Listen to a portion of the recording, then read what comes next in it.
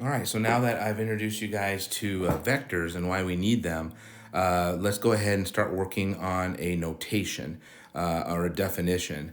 And it all stems again from the drawing that I created up here. So again, we have a y-axis and we have an x-axis.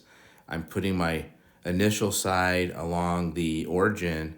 I'm putting my terminal side, right? So there's O and there's P, and I'm gonna now give that the ordered pair A comma B.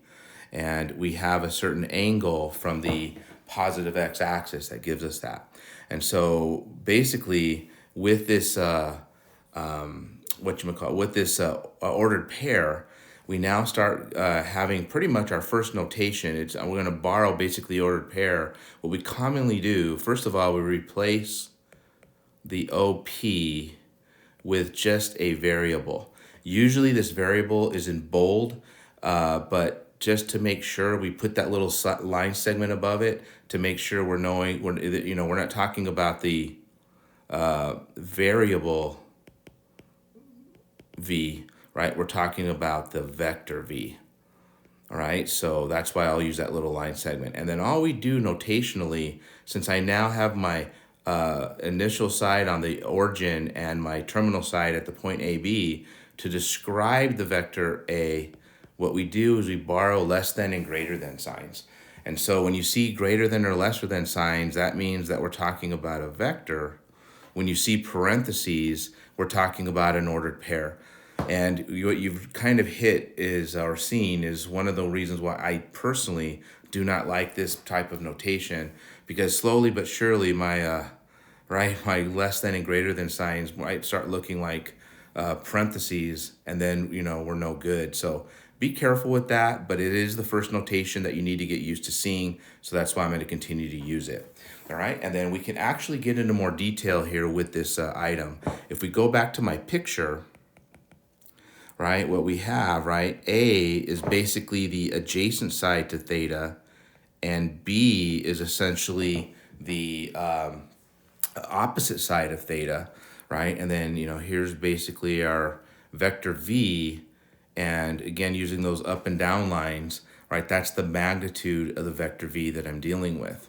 And so when we start putting our trigonometry to this, we can actually build on our definition here, our notation, because we know that for the vector, or excuse me, for the angle, we know that the cosine of that angle, right, is the adjacent side, which I've labeled A, divided by the hypotenuse, which is essentially the magnitude of my vector. And so what we end up getting here, doing a little bit of math, is that the x component of my vector, right, is basically the magnitude of the vector, how long it is, times the cosine of the directional angle.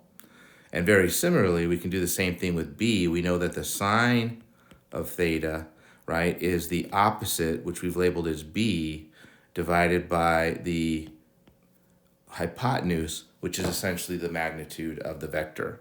And so again, playing around with the math, we find that the y component, right, is basically the magnitude of the vector times the sine of my angle. All right, and so now what we end up with, right, let me go ahead and move this up a little bit, is our first definition slash our first definition of a vector, right? So what I have, right, so vector-wise, I have my vector is given by the notation, right, AB, right, where A is equal to the magnitude of the vector, times the cosine of theta. B is given by the magnitude of the vector, the sine of theta, right? If we go to our picture, we can actually say that the magnitude of V is essentially the square root of A squared plus B squared. Just again, think of your Pythagorean theorem there, right? A squared, B squared, right? A squared plus B squared equals the magnitude squared, right? And so take a square root and you basically have your magnitude. And then the angle, theta, if we again go back over and look at the angle, right? Another way to describe this angle is that the tangent of that angle, right, is given by the opposite over the adjacent, right? And so this gives us the direction. This gives us the magnitude, right? This gives us the x component of our vector. This gives us the y component of the vector. And putting this all together, right, that's our notation for our vector. And as a matter of fact, going into more detail, right, if we make some substitutions here, right, our vector AB can be rewritten as the magnitude of V cosine of theta, comma, the magnitude of V sine theta, right? So we get a little bit more detail. So again, AB is just kind of a, just your X and Y coordinate.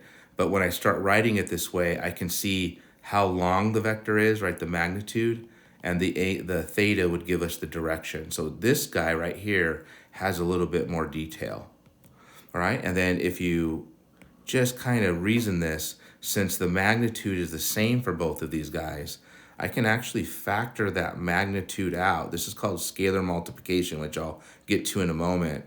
But another way to write this is to put my magnitude times the vector cosine theta sine theta. Alrighty? And so these are all different ways that we can write our vector v, right? That starts at the origin and ends at a point a comma b, right? We can just use, borrow the ordered pair and just say ab. But when I use these two notations out here, I get a little more detail. I can see how long the vector is, and I can see the direction. So this actually is, these two, right, are probably really apropos when I'm trying to build vectors, and that's just kind of the nice pretty print, if you would. All right, and so there is our first vector notation. You can basically see the big tie into trigonometry, all right? And we've got a lot more to say about this soon, right? Because now that we have it defined, right, we're going to look at more details. And then as anything in math, we got to learn how do we add them and subtract them and multiply them. And that'll be in more details, obviously, in this module coming soon. But what I'll do in the next video is play around a little bit more with what I just mentioned in our first official definition of a vector.